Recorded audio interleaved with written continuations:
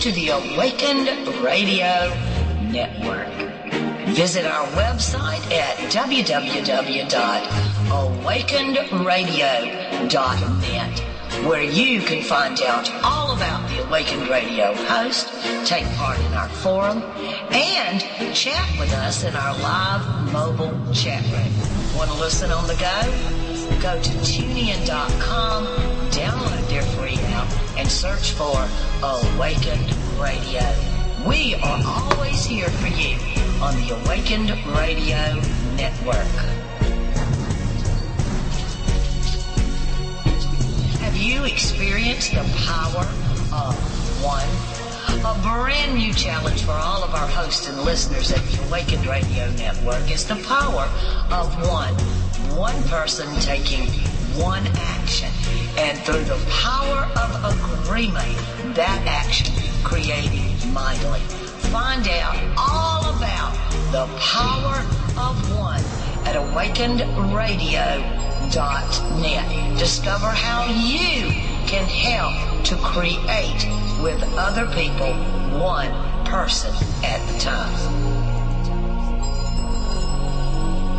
Awakened Radio is brought to you in part by the Awakened Store at awakenedradio.net. You'll find autographed copies of Donna Devaine's books, guided meditations by Ragozzine and Donna Devane, Native American style dream catchers, medicine gemstone jewelry, stones, crystals, and a whole lot more.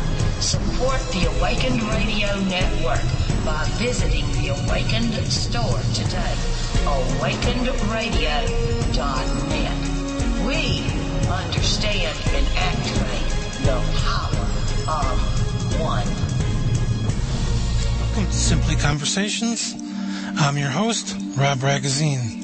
The show airs every Sunday at 9 p.m. East, 8 Central. Each week we have a new conversation exploring the life of someone who's listening to the wisdom within their hearts. Join us as we open the door for these uplifting and courageous people. Their work has helped to transform their lives, and it ultimately helps to support, heal, and grow their communities. Listen to our discussion and be inspired. Feel free to take part in our chat room or on the phone. Ask questions and chat with our guests. This show is brought to you by simplyconversations.com.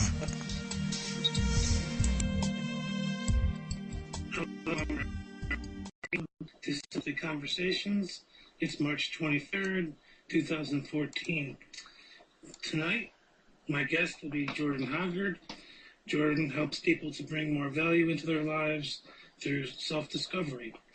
He provides tools to help you vibrantly find, see, and map your path while building more value into your life with your own innate skills and talents. He's an internationally known tarot reader, author, architect, and artist. He is primarily focused on sacred architecture and tarot. And we'll talk more about his life as we get deeper into the show, but he's been practicing tarot for quite a while. And he refers to his experiential process as seeing with cat's ears, which he notes as working with all senses together, finely tuned, as naturally as an animal in the wild. In an engaged and hands-on manner, Jordan is an in-depth guide and helps people to have fun while they're on their road to self-discovery. And he's published Tarot in the Land of Mysterium. He also hosts his own webcast show, Interstate Highways. And with that, I welcome him on to the show tonight. Hello, Jordan. Hey, Rob there. How great to be on your show, Simply Conversations tonight. Thanks so much for having me on. Well, thank you for coming on, and sorry for all the mix-ups we've had, but you're on now, so congratulations. Thanks for coming on. I know how busy you are, and happy to have you. Oh, thanks, and me as well, you. And I have my own show as well, so, there goes the life of live radio and TV. So it happens as it does. So I'm happy that we got back on so quickly. So great to be here. Thank you very much. I was impressed when I was reading that you've been working with the Turo since you're about 4.5. And can you tell us what spoke to you when you were that young? Yes, definitely. It was actually, I was 4.5. The babysitter left at 4:30, and my mom would get home at 5:15, and 45 minutes to a 4.5-year-old is about 3 times the length of time you need to solve every problem in the world. It's just a big sandbox. And my mom had always, she always looked at these cards, and she was always so intent, and her eyes would light up, and she would pause, and I wanted to know what those things were, and I knew where she had them on the shelf in the closet, and as a little kind of upfront, low-key kid would, I didn't step into the closet. I leaned in and reached around to get the cards. So if cross-checked, did you go in the closet to get my cards? I could say no. And so I just reached in. But, 45 or so minutes later, she came home, and I had the cards spread out on the floor, and she just had this bright-eyed smile, and she reached down, picked up the little white book, and it was a Rider-Waite-Smith back then, the Coleman Smith deck. I remember it because of the yellow edition on the box cover. And she handed me the book, and it was the funniest thing. I heard this story back again when I was about 23, when I had my first tarot interview, and I'd said I started when I was 17 or 18, and my mom was just laughing. She said, "You don't remember, do you? You were 4.5, and the cards were all around the floor. I handed you the book, and you just said, 'Mom, I'm not doing a reading. The cards are just telling me stories.'" So at that point, I had such a deep appreciation for that moment, because that's what it's really all about, is being able to fluently and fluidly communicate with the cards for clients in readings and for yourself, to let the story reveal itself and unfold and open up for future discovery. So you get more discovery forward than just simply, this card means that. So in a sense, the tarot opened up its language right off the bat with me when I was really young, and then came back to me very directly in my early 20s when I consciously got interested in it. So it's more about listening to the story versus having a book tell you what it means. And a lot of people get hung up there. I think so, and I think listening to what the book says, what it means, to me are the steps prior to Fred Astaire and Ginger Rogers just flowing around the dance floor kind of thing. Because we never hear Fred Astaire and Ginger Rogers say 1, 2, 3, 4, cha-cha. They just have this fluid fluency where they move, and we go with no words, wow, kind of thing. And what I find is that listening to the story that the cards reel out, that the cards scroll out through a reading, is really putting it in context, so then what you say as a reader is there really for the empowerment and workability of all the things going on in a client's life. So what's the best step to take to understand the cards for yourself? Throw away the book? Well, I think don't throw away the book, but do cover it with a piece of paper or put it under something or off to the side to where you don't even see it. And literally, when you get a card, mind the tendency to jump right to, oh, this means this. And what I find happens there is that it allows you to fully drop into a card and to steep in the visual story that the card is gifting you that day. Because each and every moment, the card may spark different things in you. So I think that first step is really to steep, like tea, steep in the card and feel what resonates to come out from your perspective and your experience that relates to your life. And to me, then the cards are in context, and it's kind of like tuning in FM stereo. You can get a signal with FM, but when you get it in stereo, it's so clear And I find then there's not just less resistance, there's just a clearer message to be taken from the cards in that first step. So if you're going by the book, you're kind of just accepting the station with all the static. That, and also from an architectural perspective, it's like walking up the steps to a temple, like a really high mountain temple, and you know there's 952 steps, and this is going to be a big road, but if one step catches your eye, and you stop and you reach down, and you just touch that edge detail of how it's nosed over or rounded from the hundreds of years of people's steps, there's a story told there in the whole world of that one step. And so to me, what happens is at that point, when you look fully, presently, consciously, not at, but within your steps and experience them, you really can open up to what the reading at any particular time is for you. And that to me, I'm not against the book, but I find that it's important first to not hinder your voice, your way. And once you get a scholarship of how you feel the visual language and how you take in messages personally, then the book simply informs your intuition, it informs your knowledge base, and then I find that other bigger things get sparked by the experience of the book, by the experience of, oh, look, I saw Einstein's face in that tree. And divination really opens up into the whole world, literally. And, Jordan, I think what scares a lot of people away from divination and tarot are the TV shows where someone picks up a card and then the person who's being read for runs screaming from the room because it's the devil or some ugly card, and then we never see the reader again. You know, the person, yeah. Great example, and there's a wonderfully hilarious but really apt to that example comment that you just made that's on YouTube, and it's funny, I can never remember the title, so I always have to kneel before the Google Oracle to kind of tap and find it when I want a good laugh, but it's this gypsy fortune teller with her crystal ball, and Death, with his scythe and his black robe, comes and sits at her tarot table. And he leans his scythe up next to his shoes, and he sits down, and there's this wonderful gypsy music, just thrown kind of thing, and she's shuffling, and she turns over a card, and it's the Death card.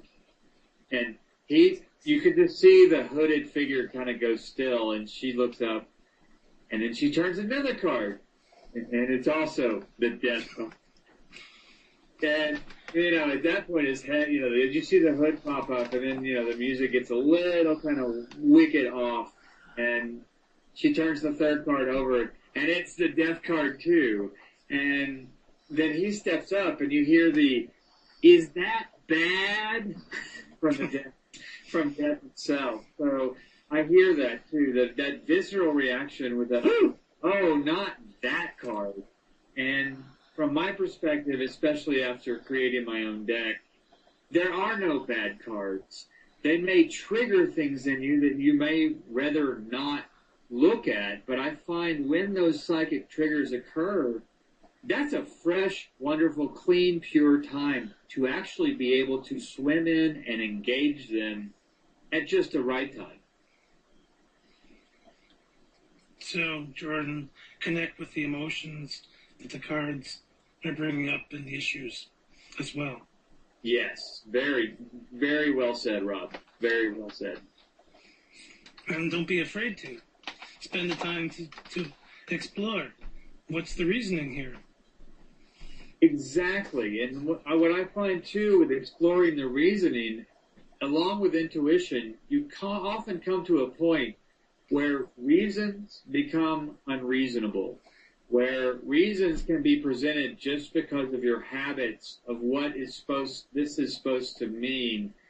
But when you're experiencing the cards in real time, in the moment, in context, with the context of what's going on in your life, I find that you don't need reasons. You often open up to new insights that become your new reasons. And they don't need reasons. They can become instant action items because, in a sense, they're your dreams coming true and giving you tips and clues. So is there an easy way to follow them, Jordan? To follow the cards or follow the clues? Follow the clues. I find the best way, rather than with a pen and taking notes, if you're a kinesthetic learner, taking a pen and taking notes is good because you, in a sense, input your notes.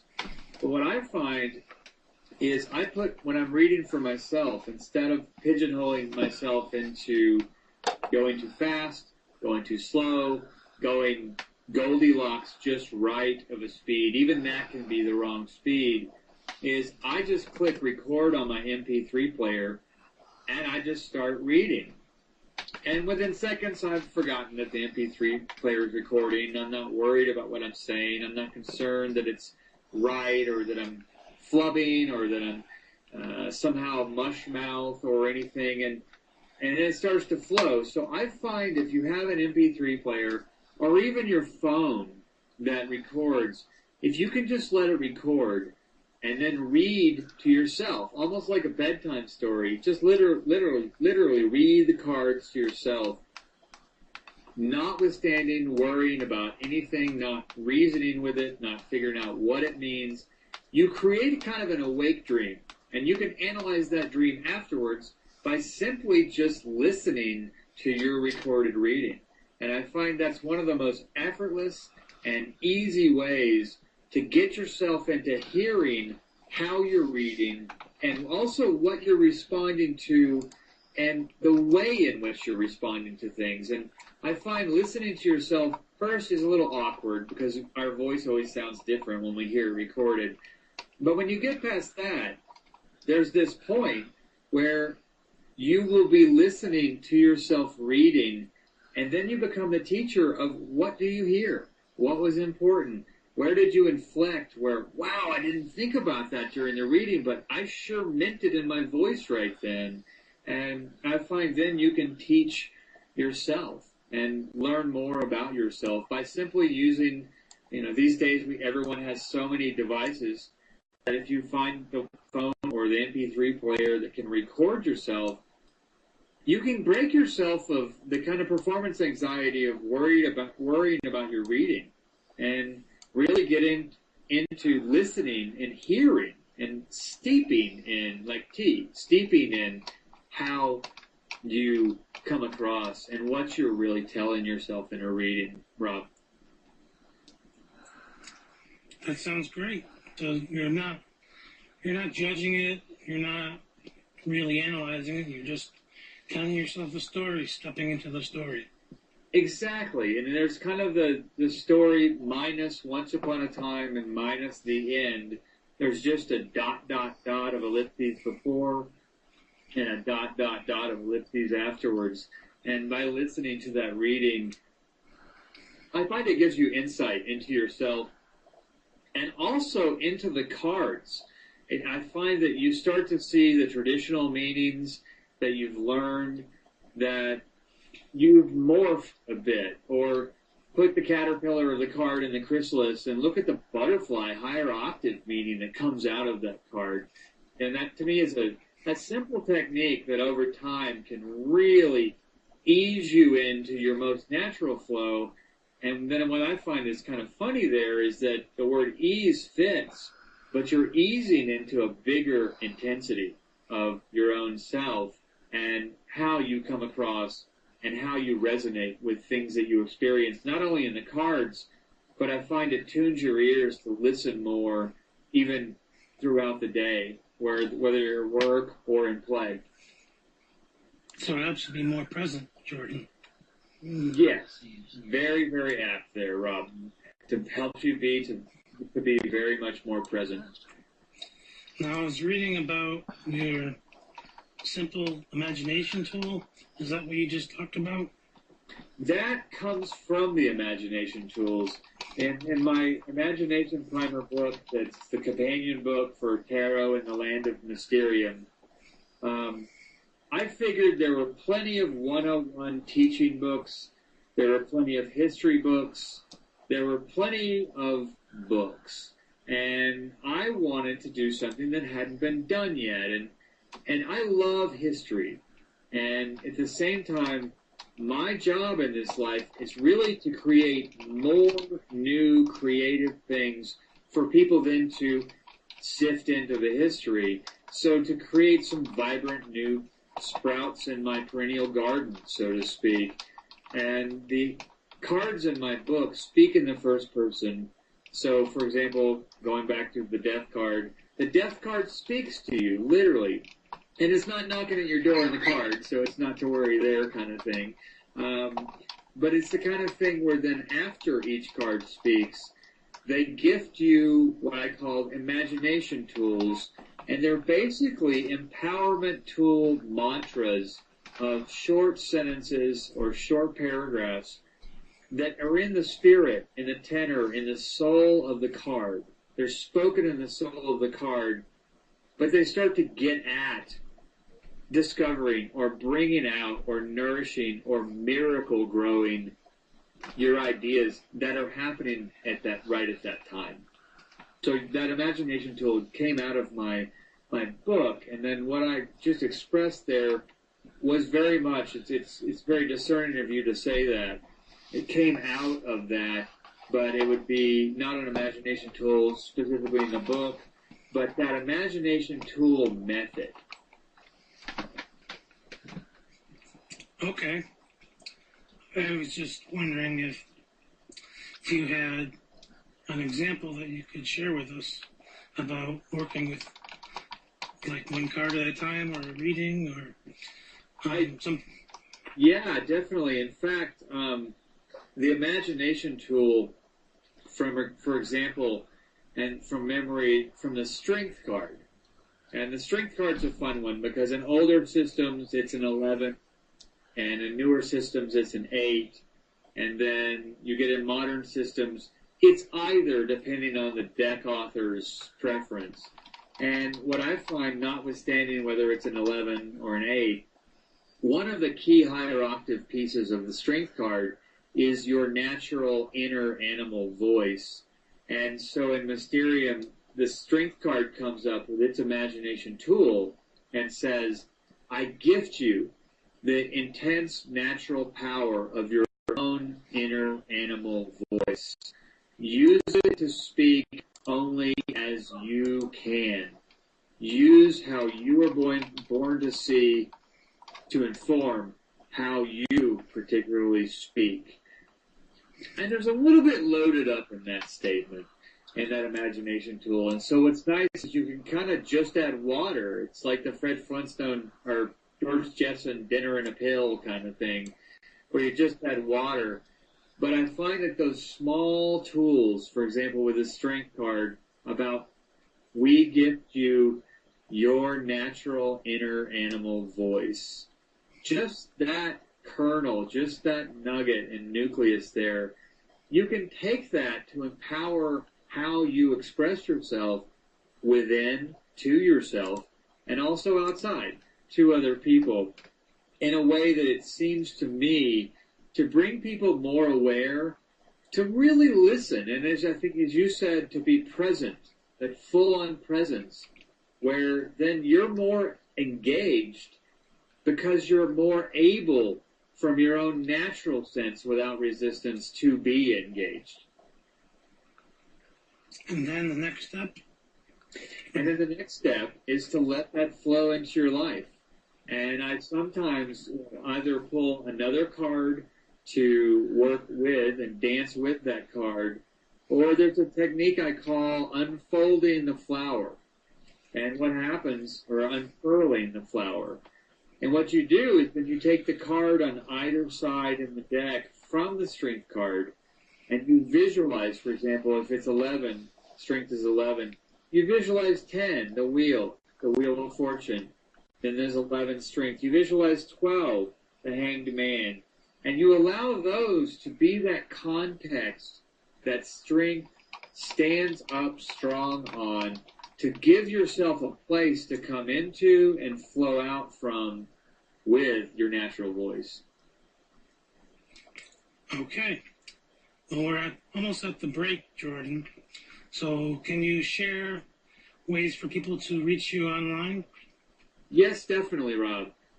My website is divinationstudio.com, and my blog is Jordan Hoggard, JordanHoggard.wordpress.com, and all of my products and my blogs are available on divinationstudio.com, and then jordanhoggard.wordpress.com is more of my, here are my daily, weekly musings, and kind of keeps track of me and my ideas as I'm filtering them out. So divinationstudio.com and jordanhoggard.wordpress.com. Now, do you have any upcoming appearances? I have my weekly internet TV show, Interstate Highways, on the Penn Network, which is paraencountersnetwork.com, and that's Thursdays at 10 p.m. Interstate Highways, Tools to Help Your Map Your Path, with my co-host Isaac Bradfield, an astrologer of over 35 years. And also, I have just launched Sacred Fire Architecture, Conscious Forms for Conscious Living. After a 3+ year sabbatical, I've reopened my architectural firm to provide sacred architecture. But any personal appearances, like at fairs or things of that nature? Right now, with spring just starting, my fair appearances are going to be more towards middle to an end of spring, and I don't have hard dates yet. Next Sunday on Christiana's Psychic Cafe, Christiana Gaudet, or Christiana's Psychic Cafe at 9 p.m. Eastern, 7 p.m. Mountain, I will be on her show appearing.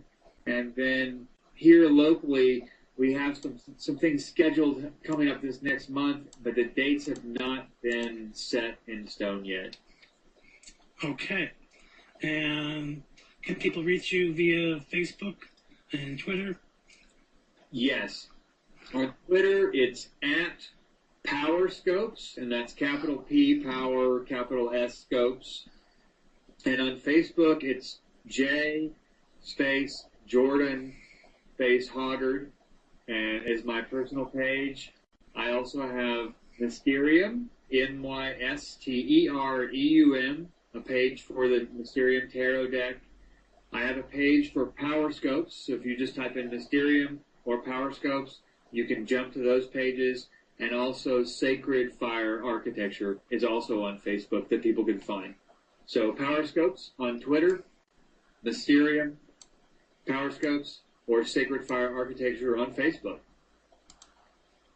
Okay. So we'll have those links in the forum for people to find you. And once they get there, obviously they can find what they need to. And, well, as I said, they'll be in the forum. And when we come back, we'll open it up to questions for Jordan. So if you have any questions for Jordan, please feel free to type them in the chat, or I'll give the phone number when we do come back. And Jordan will be happy to answer them. Is that true? It's very true, and I'm looking forward to answering questions that you can pull up from the chat room or any callers to call in. I love that part of the show, and actually, that's my favorite part of the show. People call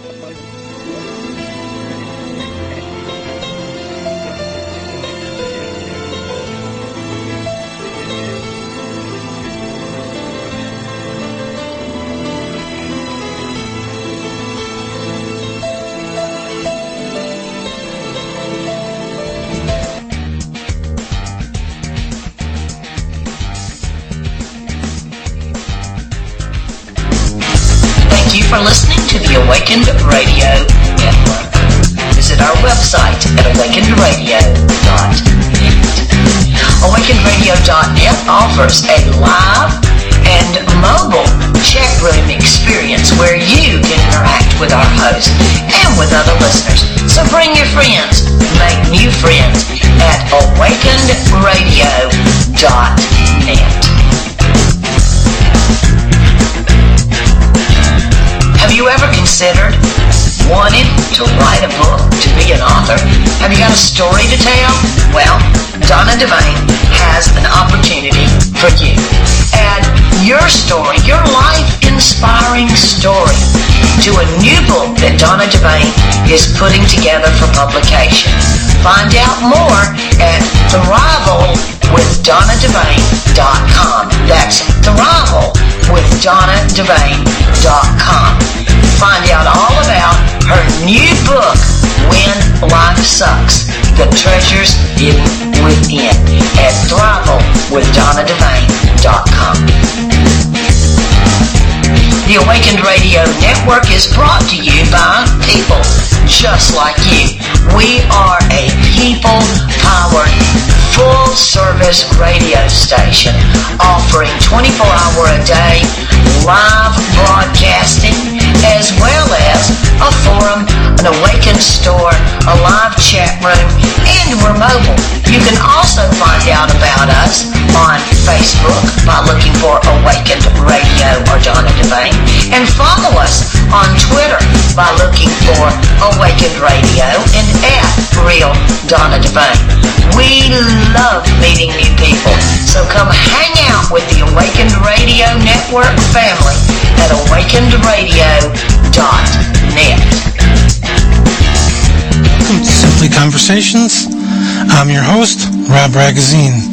The show airs every Sunday at 9 p.m. East, 8 Central. Each week we have a new conversation exploring the life of someone who's listening to the wisdom within their hearts. Join us as we open the door for these uplifting and courageous people. Their work has helped to transform their lives, and it ultimately helps to support, heal, and grow their communities. Listen to our discussion and be inspired. Feel free to take part in our chat room or on the phone. Ask questions and chat with our guests. This show is brought to you by simplyconversations.com.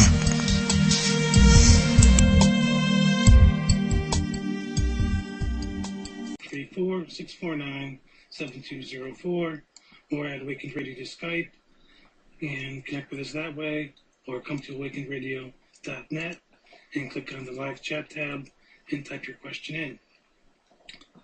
So if you do have a question, we're here to take them, and we're talking with Jordan Hoggard about tarot and his life around imagery, tarot, architecture, and whatever else inspires him. Yeah. So let's talk about that. I'm interested to know a little bit more about how you incorporate imagery and sacredness into architecture. What I find is that architecture is one of the primary visual divination professions. I find that design itself is divination. Even 15 years ago, before channeling and such was more mainstream and people had heard of it, people would say, "Oh, Jordan, my, aren't you creative?" But if you ever queried someone, for example, like Eric Newman, Jung's protege, and said, "Well, I know you wrote a book called The Place of Creation. Well, where is that? How can I get the GPS for that on my phone?" And, he would have said, well, I don't know. And then someone says, "Well, I work with the muse." And that you say, "Well, where's the muse?" Well, I don't know. But the thing is, they're both there. And so what I find is that with design as divination, from my perspective, I really work with finding the personality of spaces and how spaces are actually alive. And then I craft forms around them so that I come more from the land or more from the personality of a space than I do, let's make this look cool with this shape. And to me, the character, the personality of a space drives the design of the form. And in that way, to me, that brings in that vibrant, alive, divinatory, or simply pulsing heartbeat that's alive in space. And so, Rob, that's how I bring it to architecture, is that I really look at the space itself as almost an unformed tarot card, but that's really introducing itself to me as if you or I were talking to each other, and we get a sense of each other's personality. Are there any buildings that you're currently building, Jordan? Right now here in New Mexico, there are not. I've just come off a 3+ year sabbatical. If you're in Colorado, if you're in Denver, you can go to the corner of 2nd Avenue and Steel Street, and on 9 of the buildings of the 15 in that area, I pretty much have kind of my personal little mecca, from the Alona Salon and Blue Denim Boutique, and then Lawrence Cavell Clothiers and the Arches on Steel. So 2nd Avenue and Steel Street in Denver. And as I mentioned, I had come off this 3+ year sabbatical in architecture just here recently. And the reason for that was that in 2002, when I opened my own firm, I walked out in the front of my office and I threw my hands up and said, okay, I graduated from all that. What's my next step? What am I doing? Well, Rob, I couldn't answer that question when I kind of laughed at myself. And I rationalized it and said, well, the first year you're in business, you really have no business being in business for yourself. You just kind of have to do it and work out the kinks and figure it out as you go. But I kind of tricked up that question thinking I really should have to be able to answer that question to do this. And so I made it a prettier question and said, what's my vision? And now, Rob, I really couldn't answer that question. And 12 years later, 3 weeks ago, the words sacred architecture come to mind. And it was, voila, done, there. Okay, this is it. Sacred fire architecture, conscious forms, conscious living. And not that was just a crack epiphany that sent me off on a wild goose chase or chasing butterflies. If I looked back through my career, even my thesis in architecture in 1991 was a home for myself. And I called it the temple in man, the temple of man. And so there was that sacred psyche, the divinatory self that was present even in the form giver of my architecture back then. And as I looked through projects, I started to notice this DNA theme that was bringing the sacred into the mundane of architecture and making the whole of architecture, for me at least, a lot more fulfilling place where I felt like I was building a lot more value for my clients and building a lot more. I'm not going to burn out again, and I'm going to really do this way well, as if it's a divinatory process. Jordan, we have a question in the chat room, and we have someone in Egypt who'd like to know what the tarot is. The tarot, to me, is a set of cardboard magic tools. And you basically get a set of cardboard guidance, mentors.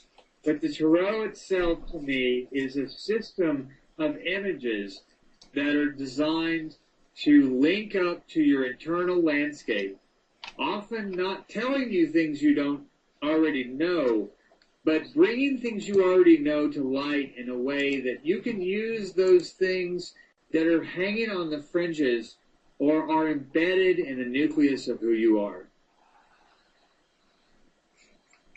So, Jordan, if they've never worked with the tarot, the question would be, how can I use this in my daily life, I guess? Yes, and that's a great way to synopsis that, make a praise with that, Rob. And I think what happens then is shuffle your cards until you feel either the cards have come to the table, if you're a very pragmatic person, or if you're more creative, then shuffle the cards until you feel they're yours, until they've synced up with you, and simply cut them and draw a couple of cards. And at first, I always advise to draw 2, never 1, because I find we can go down the rabbit hole and get lost with 1.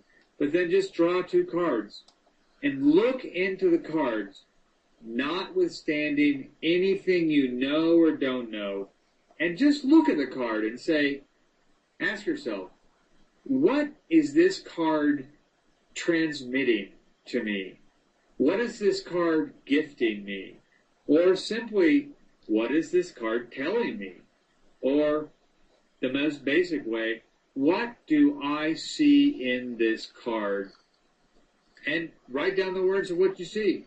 And see then what you are asking yourself to pursue further in that card. And I bet it will start to open up into a little mini reading that can even extend further. So basically, ask the question, what do I see in this card? Just like you're in a museum. You don't need to charge it up like, oh, this is tarot and this is important. Just like you're in the Louvre and you're looking at the Winged Victory. Or just like you're at Rothko Chapel and you're looking at the reflection pool and the sculpture of the pyramid balanced on the pyramid in the pond. And just when you see it, what do you see? What do you feel? And to me, that will begin your reading, and that will begin your experience with tarot. And like you said earlier, tell a story. Exactly, Rob. Tell a story. That's such an important piece. I mean, from your perspective, Rob, in your experience, what's been that story aspect, if that's come up for you? I'm not sure I understand the question, Jordan. What story comes up for me in particular? In terms of with tarot, have you seen that story aspect come up for you with tarot cards or with any kind of story experience? Absolutely. In fact, I started with a deck that was based around the Greek myths. Oh, nice. So that's how I got started with them, and I really liked that concept because it pulled you through from the beginning to the end, each suit, different parts of the myths. So you would learn a story, even if you didn't know you were learning a story. Well, that's a one. I love that, even that thematic concept with the Greek myths, because if you pull a card that expresses Pallas Athena, even in astrology, Pallas Athena, the asteroid, if you take just notwithstanding astrology, Pallas Athena, her strategy makes Mars look like he's playing checkers to her chess. And then if you trump it up another step, you go to Estrella, and Estrella makes Pallas Athena look like the right-hand man project manager. I mean, I love that thematic aspect, Rob, with that deck of Greek myths, because that brings in that story so strongly. Great example. Now, you were talking about this or touching on this earlier, Jordan, but I wanted to get one of your initial aha moments when you began helping people. My initial aha moment when I was helping people is that I pulled out a deck, and it was a friend of mine who didn't know I had used tarot for quite a long time, and she said, "Well, you better be careful. That's a strong tool. It's dangerous if you don't know what you're doing." And I looked at her and I said, "I think I got my driver's license a long time ago." And so really, what are you telling me? Are you afraid for me, or are you afraid for what I will do? And she paused and she said, "Oh, I'm sorry. I had a bad lunch and my stomach's upset." Well, Rod, if I wouldn't have queried her, I could have dropped myself off the tarot path and not done that first reading that I had scheduled for someone, because someone else walked in and said, with authority, and it was, as I found, false authority based on a bad burrito. If I wouldn't have discerned in to query her and to listen and to ask her a question, I could have thrown myself off my own path. So what I find is there's a quality there of empathy, and my first aha moment was then turning around and then driving over to that first reading right after that. And I think to this date, it may still be the best reading I've ever given. And part of it was because there was such a savant aspect. I didn't know what to expect. I was beautifully nervous. I've been a public speaker for just about forever, so I knew the nerves were just warming me up. It was preparation for activity. But when I started right off the bat, I turned the first card over, and the first card was telling me something I'd never seen in a book, and I'd never seen in my intuitive experience where I taught myself. And I just expressed it. And it was the magician. And I think, if I remember to paraphrase the reading, it was, are you having problems with your focus? Are you having problems with your intense focus? And she said, oh my God, that's magical. And it went from there.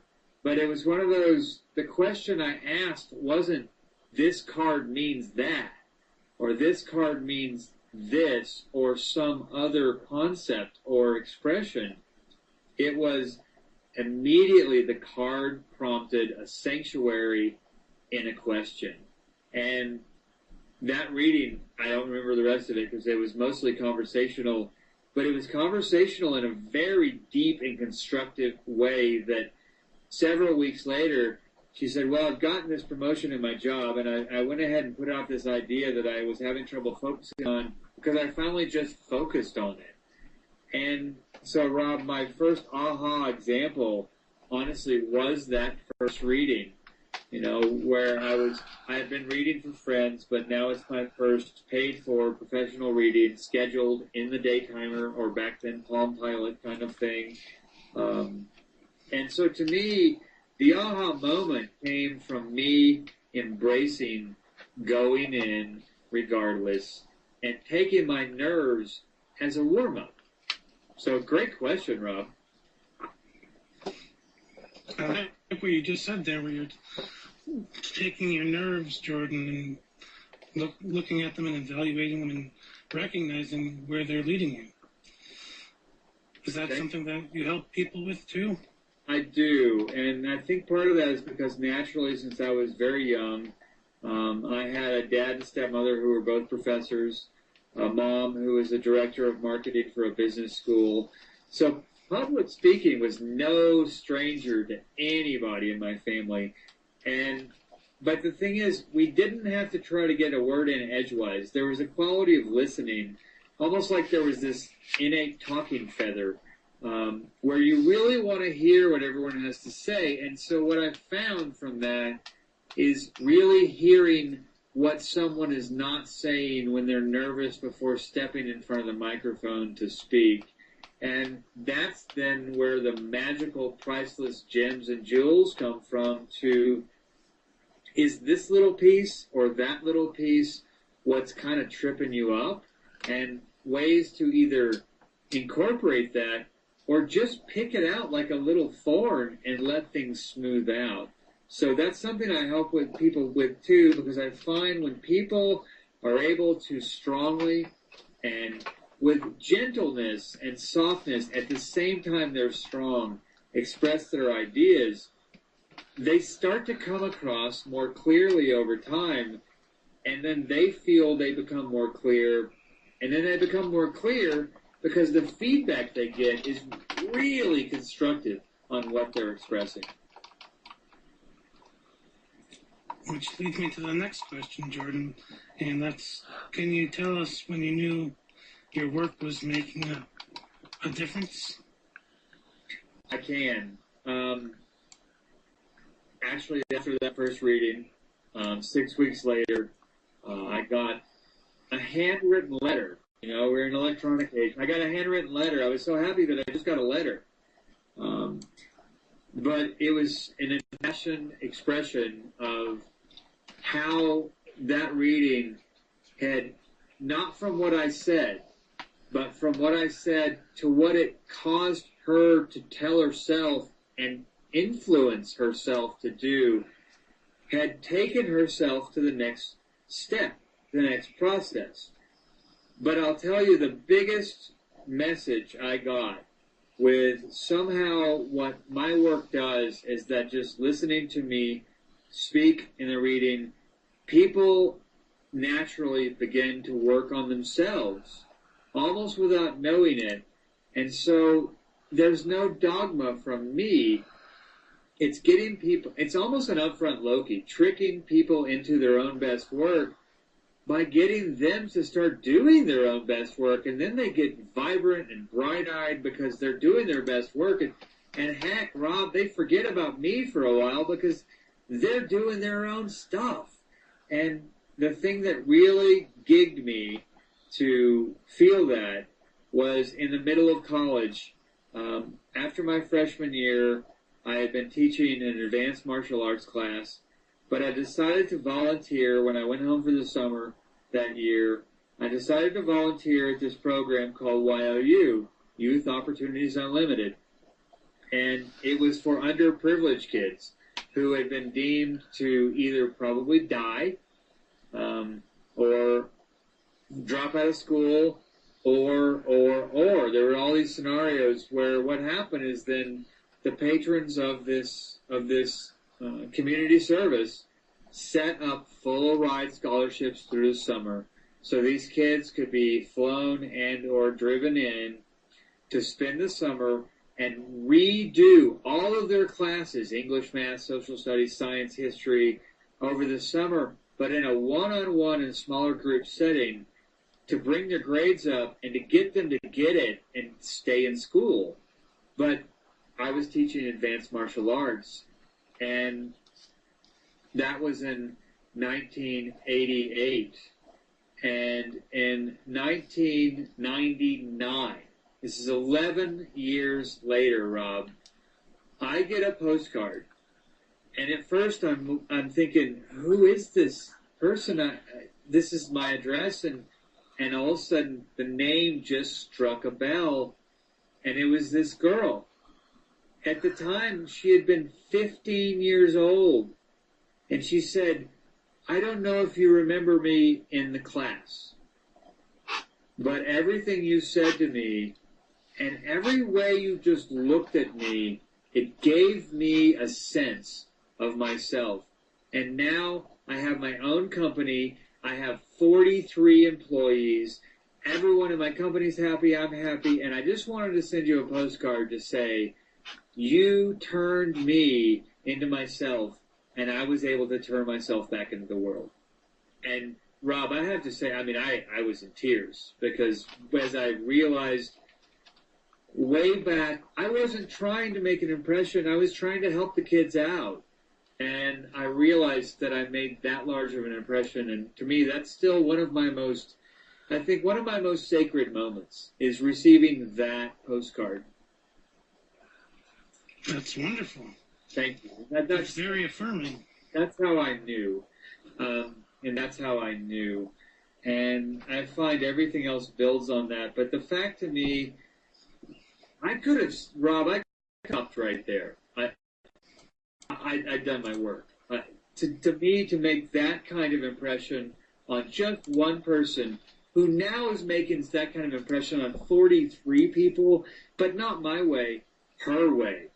That, to me, was the biggest joy, the biggest blessing, and just one of the most sacred moments I've had. Can't beat that. Unless someone comes with 83 people.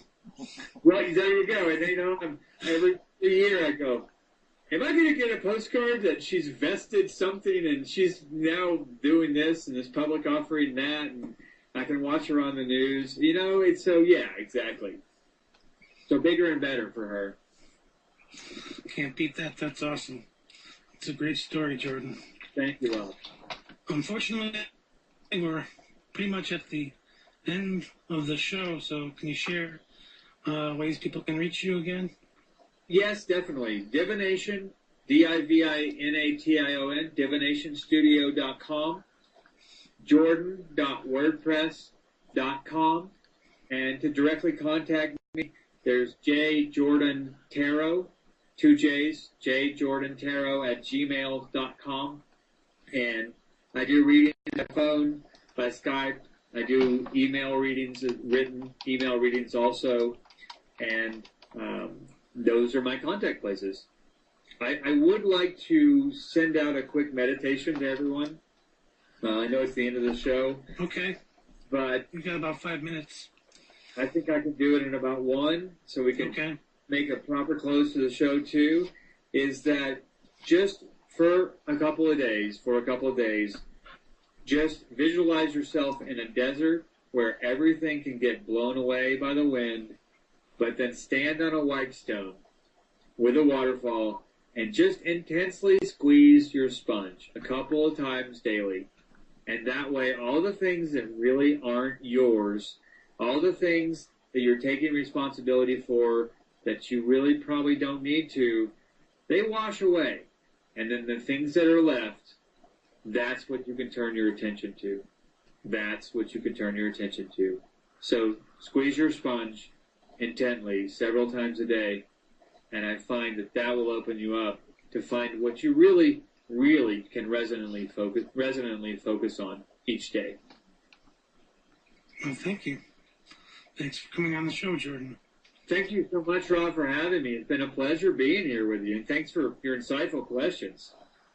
Well, thank you again. This has been our talk with Jordan Hoggard, and you can find information about him in our forum, and you'll be able to reach him from there. Thanks again, Jordan. It's been a great show. You're welcome. Thanks so much, Rob. Thank you. Now, before you go, I'd like to talk to you about our Power of One program that we have going on here at awakenradio.net. And it's simply that since we're largely host and listener supported, we're asking for your help. If you can donate $1, we can work towards building the station up by getting new equipment and doing some really neat things like live video streaming and more. So if you can find it in your heart to come to Awakened Radio and click on our large yellow donate buttons, it'd be great for us and great for you. And there's also an opportunity to win a prize based on your donation. Well, not based on your donation, based on simply you donating. Doesn't matter the size. It could be $1, it could be $5. Again, we're not asking for your grocery money. We're asking for whatever is in your heart to help us grow as a station. And you can also come and visit my site, Simply Conversations, which supports this show. And you can listen to all of my past interviews there and read about the concept of this show. And if you have healed yourself in some way and fit the description, you might be a great guest for this show, and I'd love to talk to you about coming on as long as we do have a profitable conversation. And you can also write for Thrive Magazine, which is free to contribute to each month, and the deadline is the 20th of each month, and it comes out on the 1st of the next month. And we publish a bio and link back to your site for artwork or stories or poetry that you put in the magazine, and you can become part of the Awakened Radio Network family. And that's a great opportunity for you to get greater exposure and to connect with our listeners. Thanks for tuning in tonight to listen to Jordan Hoggard. Stay tuned next week for another great conversation. Same time, same channel, and I really appreciate you listening. Thanks again. Cause we're awakened. You won't catch us sleeping through the fight in life. We're all eyes open, showing our inside and light so bright. We are awakened. Come and join our love, it's so right. If you could feel what we feel now, you'd be a leader filled with might. Cause we're awakened. You won't catch us sleeping through the fight in life. We're all eyes open, showing our inside and light so bright. We are awakened.